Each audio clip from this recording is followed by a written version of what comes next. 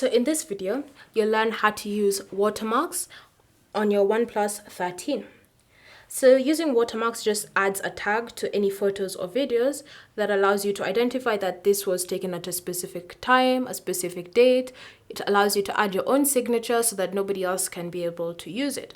So if you want to be able to learn how to add a watermark, it's fairly simple. Start by opening the camera app. And then from here, you want to navigate to your camera settings. So tap on this menu icon, then select settings. And then from here, you should see the option watermark. Tap on it. Under watermark, you have two sections. You have photo watermark and you have video watermark. So these instructions that I'll be giving you will apply for both options, but I'll just be showing you how to do it on one of them. So I'll be showing you how to work with the photo watermark, but you can still use these instructions if you decide to use the video watermark. So the first step is to enable it. So just tap on the toggle to turn it on. And then once it's turned on, you should see this one that says in use. So this is the default option that you're currently using. So you can swipe through the different options that are available for you to choose from. And then you can see different frames that you can apply, different films, brands, text, all sorts of things. So now it's time for you to customize your watermark. So you can start by selecting the default one like this, and then you can see how it looks like.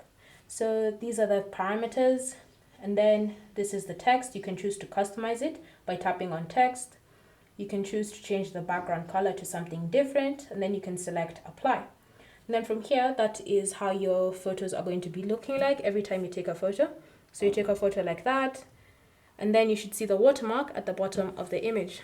So that's how the watermark looks like. You can go back and you can still further customize by choosing a different watermark that you would prefer. So if you want to change the frame, you can come here, select frame, and you have different options that will be available for you depending on the frame that you've chosen. Then you can change the background color still. You can even choose to blur it, set it to black, white, completely up to you. Then when you're ready, just tap on apply.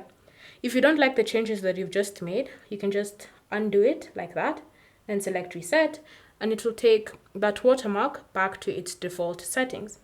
So have fun customizing your watermarks to your liking, and then when you're happy with all of it and you're satisfied with how it looks like, just tap on apply, and now you can start taking your photos and videos with watermarks.